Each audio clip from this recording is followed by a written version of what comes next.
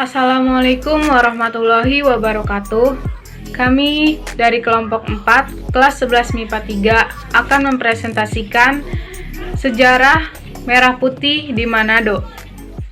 Peristiwa Merah Putih di Manado merupakan peristiwa penyerbuan markas militer Belanda yang berada di Tailing, Manado pada tanggal 14 Februari 1946.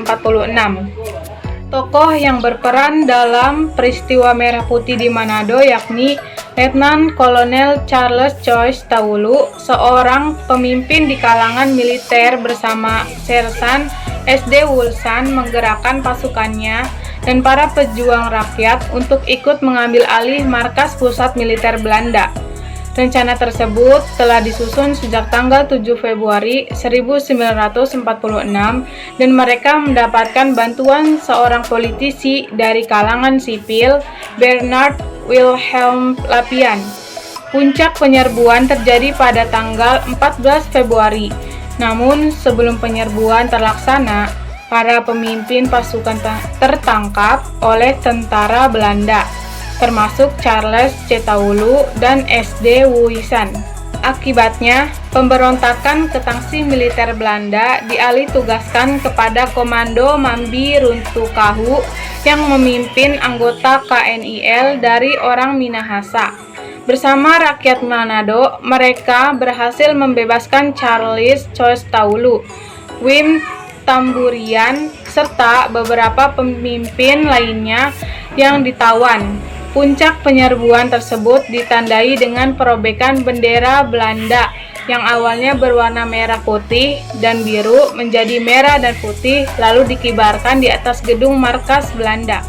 Mereka juga berhasil menahan pimpinan pasukan Belanda, diantaranya adalah pimpinan tangsi militer Letnan Verwaayen, pimpinan garnisun Manado Kapten Blom, Komandan KNIL Sulawesi Utara, Letnan Kolonel De Vries, dan seorang residen Commandant de Ruyter, beserta seluruh anggota NICA. Namun, pengambil alihan kekuasaan Belanda tersebut hanya sementara. Kapal perang Belanda Piet Hein sebagai tempat perundingan antara perwakilan dari Manado dengan tentara Belanda. Pada awal Maret, kapal perang Belanda Piet Hein tiba di Manado dengan membawa pasukan sekitar 1 batalion. Kedatangan mereka disambut oleh pasukan KNIL yang memihak pada Belanda. Kemudian, pada tanggal 11 Maret, para pimpinan Gerakan Merah Putih diundang ke kapal Belanda untuk melakukan perundingan yang tujuan sebenarnya adalah untuk menahan para pimpinan rakyat Sulawesi Utara. Hal tersebut merupakan siasat tentara Belanda agar dapat melemahkan pejuang rakyat dan mengambil alih kembali wilayah Sulawesi Utara. Poin kedua, mengapa peristiwa tersebut terjadi? Peristiwa Merah Putih di Manado terjadi di kota Manado, Sulawesi Utara pada tanggal 14 Februari 1946. Peristiwa tersebut terjadi dikarenakan pasukan sekutu datang bersama NICA ke Manado dan bertindak sewenang-wenang di sana. Kemudian terbentuklah Pasukan Pemuda Indonesia (PPI) di bawah pimpinan Mayor Waisan untuk mengepung markas NICA di Tailing. Perjuangan tersebut berhasil dilakukan sehingga kedudukan NICA di Sulawesi Utara berhasil disingkirkan. Yang ketiga ialah hasil dari peristiwa tersebut. Bersama rakyat Manado, mereka berhasil membebaskan Charles Choice Taulu, Wim Tamburian, dan serta beberapa pemimpin lainnya yang ditawan. Puncak penyerbuan tersebut ditandai dengan perobekan bendera Belanda yang awalnya berwarna merah, putih, biru, kemudian menjadi merah putih, lalu dikibarkan di atas gedung markas Belanda.